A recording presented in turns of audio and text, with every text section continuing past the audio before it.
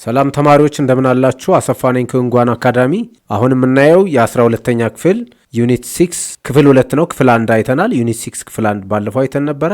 ዛሬ የምናየው ሁለተኛውን ነው። ሁለተኛው ርዕሳችን ምንድነው የሚለው? ዘ ቻሌንጅ ኦፍ ሰስቴናቢሊቲ ነው። የቀጣይነት አደጋዎች። ሰስቴናቢሊቲ ስንል እዚህ ጋር ኢንቫይሮንመንታል ሰስቴናቢሊቲ፣ ኢኮኖሚክ ሰስቴናቢሊቲ እና ሂማን ሰስቴናቢሊቲ ነው። የሰው ልጅ ደህንነት፣ የአካባቢ ምርታማነትና ደህንነት እንዲሁም የኢኮኖሚ እድገት ተጣጥመው እንዲቀጥሉ ነው የሰስቴናቢሊቲ ዋናው መርህና የዚህ የሰስቴናቢሊቲ ቻሌንጆች አደጋዎች ምንድን ናቸው የሚለው ነው። የመጀመሪያው የሰስቴናቢሊቲ ቻሌንጅ ተደርጎ የሚወሰደው ፖፑሌሽን ነው። ፖፑሌሽን ኤንድ ባዮፕሮዳክቲቭ ላንድ፣ ፖፑሌሽን ቨርሰስ ላንድ ልንለው እንችላለን። የህዝብ ቁጥር እድገትና የተፈጥሮ ሀብት ማለታችን ነው። ዘ ወርልድ ፖፑሌሽን ሪችድ 7.7 ቢሊየን ባይ 2019 ባይ 2019 7.7 ቢሊየን ደርሶ ነበር የዓለም ህዝብ ኤንድ ኢዝ ፕሮጀክትድ ቱ ሂት 9.7 ቢሊየን ባይ 2050 በ2050 9.7 ቢሊየን ይደርሳል ነው። በ2 ቢሊየን ይጨምራል ማለት ነው። በጥቂት ዓመታት ውስጥ በ30 ዓመታት ውስጥ በ2 ቢሊየን ይጨምራል። በራፒድሊ ግሮዊንግ ነው የዓለም ህዝብ በፍጥነት እያደገ ነው። ሪሶርሳችን ደግሞ በሌላ በኩል only 1.8 ሄክታር ኦፍ ፕሮዳክቲቭ ላንድ are available per person but we are using 2.2 ሄክታርስ። አሁን እየተጠቀምን ያለነው 2.2 ሄክታር ነው። 1.8 ሄክታር ነው ለአንድ ሰው በአማካኝ በነፍስ ወከፍ የአንድ ሰው ድርሻ እንደ ዓለም። ይሄ የሚያመለክተን ይሄ ኮንክሉዥን የሚያመለክተን ሂማኒቲ ሃዝ ኦልሬዲ ኤክሲድ የህዝብ ቁጥር ኤክሲድ ማድረጉን መብለጡን ነው። ዘ ኤርዝ ሰስቴናብል ሊሚት ባይ ኦቨር 20%። የተፈጥሮ ሀብቱ የህዝብ ቁጥሩን መሸከም ከሚችለው በላይ ነው ማለት ነው። የህዝብ ቁጥር እድገቱ በ20% ኦቨር ኤክሲድ አድርጎታል፣ በልጦታል። ያ ማለት ያልተጣጣመ ከተፈጥሮ ሀብቱ ጋር ያልተጣጣመ ከፍተኛ የሆነ የዓለማችን የህዝብ ቁጥር እድገት አለ። የቀጣይነት እድገት ወይም የቀጣይነት አንዱ ፈተና ራፒድ ፖፑሌሽን ግሮዝ መሆኑን እነዚህ መረጃዎች ያሳዩናል። ሁለተኛው ሰስቴናቢሊቲ ቻሌንጅ ጋር የሚገናኘው አርባናይዜሽን ቻሌንጅ ነው። ባይ 2030 በ2030 ራፍሊ 60% ኦፍ ዘ ወርልድ ፖፑሌሽን ዊል ሊቭ ኢን ሲቲስ ኤንድ ታውንስ። 60% ወይም ከግማሽ በላይ የሚሆነ የዓለማችን ህዝብ በ2030 በከተሞች ይኖራል ተብሎ ይገመታል። በከተሞች ይኖራል። ስለዚህ ራፒድ ሬት ኦፍ አርባናይዜሽን አለ ማለት ነው። ይሄ የሚያመለክተን ራፒድ ሬት ኦፍ አርባናይዜሽን አለ። ኦልሬዲ ከፍ ብለን ያየነው ወርልድ ፖፑሌሽን ራፒድሊ ግሮዊንግ ነው። ኢትስ ኤክሲዲንግ ሪሶርስ የተፈጥሮ ሀብቱን አልፎት እየሄደ ነው። የህዝብ ቁጥር እድገት አሳሳቢ ነው ማለት ነው ለሰስቴናቢሊቲ። እዚህ ጋር ደግሞ ፈጣን የሆነ ከጠቅላላው የዓለም ህዝብ ቁጥር እድገት ውስጥ ደግሞ የከተሞች የህዝብ ቁጥር እድገት ፈጣን ነው። ይሄ ምን ተጽዕኖ ያስከትላል? ራፒድ ወርልድ አርባን ፖፑሌሽን ግሮዝ ኢንክሪዝድ አምቢየንት ቴምፕሬቸር፣ የቴምፕሬቸር የመጠነ ሙቀት መጨመርን። አርባን ሃይዝላንድስ ለምሳሌ አብዛኞቹ ከተሞች አስፓልት የሆኑ ፔቭድ የሆኑ ውሃን ማስረግ የማይችል ቲን ሩፍድ የሆኑ በቤቶች የተሸፈነ ስለሆነ ቴምፕሬቸር አልቤዶ ይጨምራል። የሚንጸባረቀው የፀሐይ መጠን ስለሚጨምር የከባቢ አየር መጠን ሙቀት እንዲጨምር ያደርጋል። ዲክስድ ኤር ኳሊቲ ሚንስ ኤር ፖሉሽን እንዲከሰት ያደርጋል። ኤንድ ሎስ ኦፍ ፋርምላንድስ ከተሞች እየሰፉ ሲሄዱ በፍጥነት የከተሞች እድገት ሲጨምር፣ ፊዚካል ኤክስፓንሽኑ ሲጨምር የተፈጥሮ ሀብት ፋርምላንድ የነበረ ግራስላንድ የነበረ ፎሬስት ላንድ የነበረ ኮንቨርት ይሆናል፣ ይቀየራል ማለት ነው። ስለዚህ ላንድ ኮንቨርሽኑ ወይም ደግሞ የመሬት አጠቃቀሙ ስለሚጨምር እነዚህ ተጽዕኖዎች ይመጣሉ በከተሞች እድገት ምክንያት። አርባናይዜሽን ሌላው ሊድስ ቱ ኢንክሪዝድ ወተር ራኖፍ። ወተር ራኖፍ ሚንስ ኢንፊልትሬሽን ይቀንሳል ማለት ነው። ኢንፊልትሬሽን ሬት ኦፍ ኢንፊልትሬሽን ይቀንሳል፣ ራኖፍ ይጨምራል። ይሄ ማለት ምን ማለት ነው ተማሪዎች? ልክ ከከባቢ አየሩ ከላይ የሚጥለው በዝናብ መልክ የሚወርደው ውሃ ወደ መሬት የሚሰርገውን ኢንፊልትሬሽን ነው የምንለው። ራን ኦፍ ሰርፌሱን ተከትሎ በጎርፍ መልክ ፍላድ የሚፈጥረውን ደግሞ ራን ኦፍ እንለዋለን። ስለዚህ ከአርባናይዜሽን ሲጨምር ኦልሬዲ ራኖፍ ይጨምራል፣ ኢንፊልትሬሽን ይቀንሳል እና ክላይሜት ቼንጁ ወይም ደግሞ ቴምፕሬቸር ቼንጅ ሀፕን ያደርጋል ማለት ነው። ሶስተኛው ከሰስቴናቢሊቲ ቻሌንጅ ጋር አያይዘን የምናየው ከፍ ብለን እንዳየነው የዓለማችን የህዝብ ቁጥር እድገት ከተፈጥሮ ሀብቱ አንጻር በፍጥነት እየጨመረ ነው። ይሄ አንድ አሳሳቢ ጉዳይ ነው። ሁለተኛ ደግሞ ዓለማችን በ2030 60% ከግማሽ በላይ የሚሆነው የዓለም ህዝብ በከተሞች ይኖራል ተብሏል። ከተሞች የሚያስከትሉት የቴምፕሬቸር ለውጥና የአየር ንብረት ለውጥን ጨምሮ ዲፎሬስቴሽን፣ የተፈጥሮ ሀብት መመናመን፣ ላንድ ኮንቨርሽን የመሳሰሉት ተጽዕኖ ያመጣል። በሶስተኛ ደረጃ የሰስቴናቢሊቲ ቻሌንጅ ኢነርጂ ዩዝ ነው፣ የኃይል አጠቃቀም ነው። የኃይል አጠቃቀምና ግሎባል ዎርሚንግ የዓለም የመጠን ሙቀት መጨመር ነው። ዌል ዚስ ብሮድሊ ሪሌትድ ቱ ኢነርጂ ኮንሳምፕሽን ኢኮኖሚክ ግሮስ እንደ ዓለም ኢኮኖሚክ ግሮስ ሲጨምር ኢነርጂ ኮንሳምፕሽን ይጨምራል።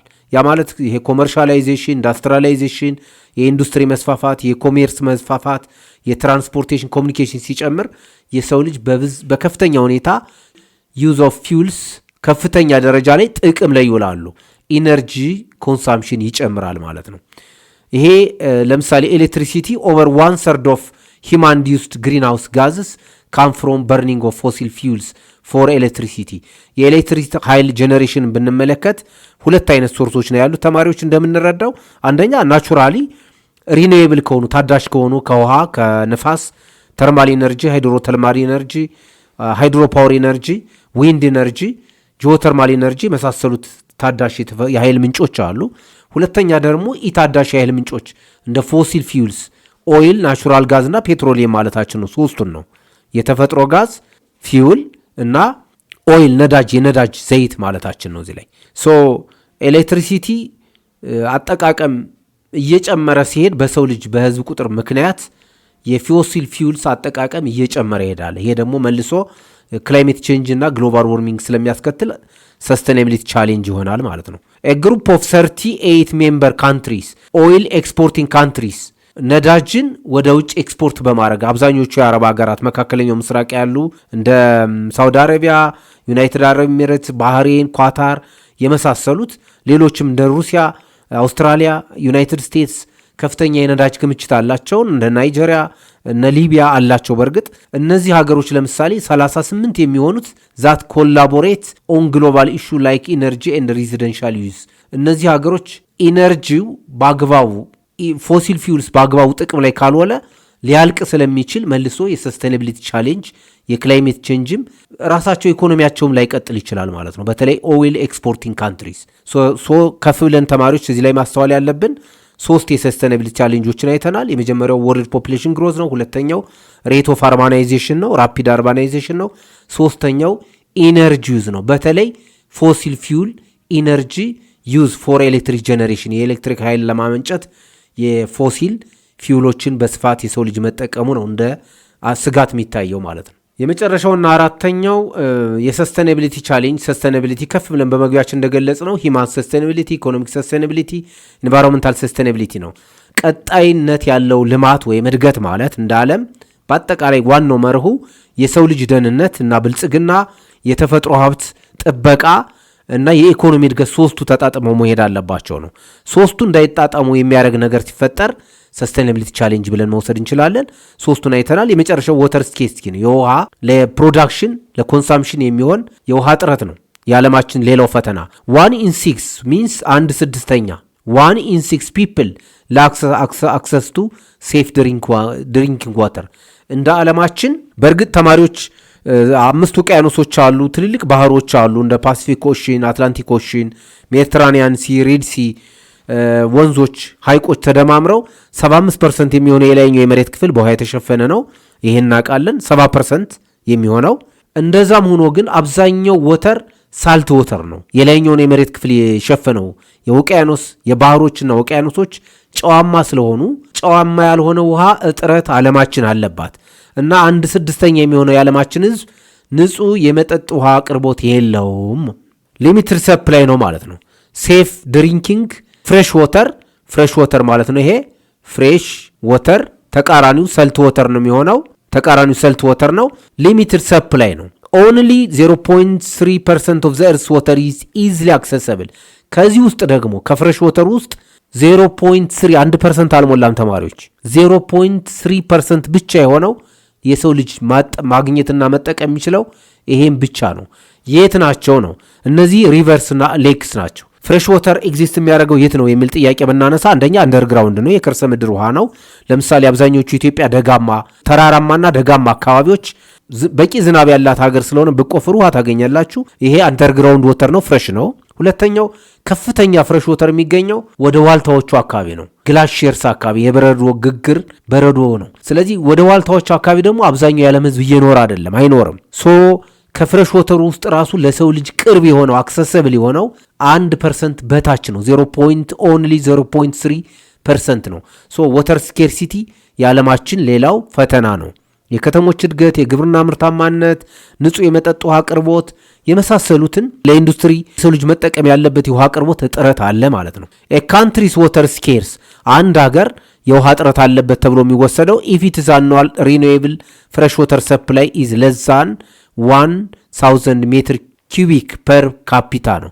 አንድ ሰው በአማካኝ አንድ ዜጋ 1000 ሜትር ኪዩቢክ ውሃ አመታዊ ካፒታው በታች ከሆነ ድርሻው በታች ከሆነ የአንድ ዜጋ ድርሻ 1000 ሜትር ኪዩብ ውሃ ከሆነ የውሃ እጥረት አለበት ማለት ነው።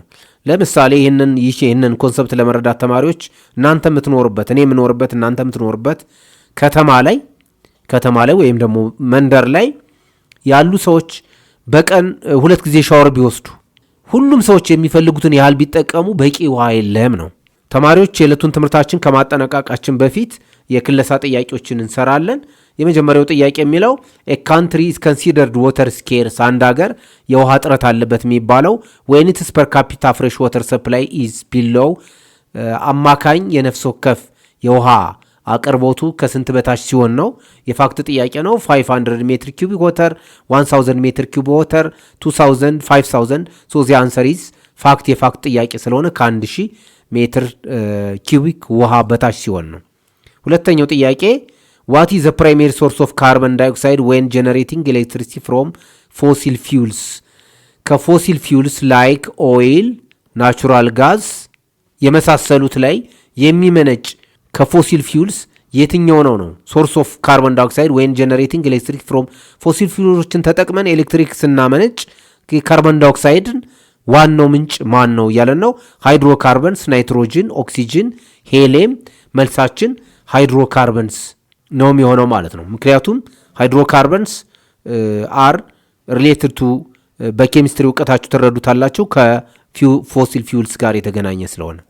እሺ ተማሪዎች የዕለቱን ትምህርታችን እዚህ ላይ እናጠናቅቃለን። በክፍል 3 እስከምንገናኝ ደህና ሁኑ።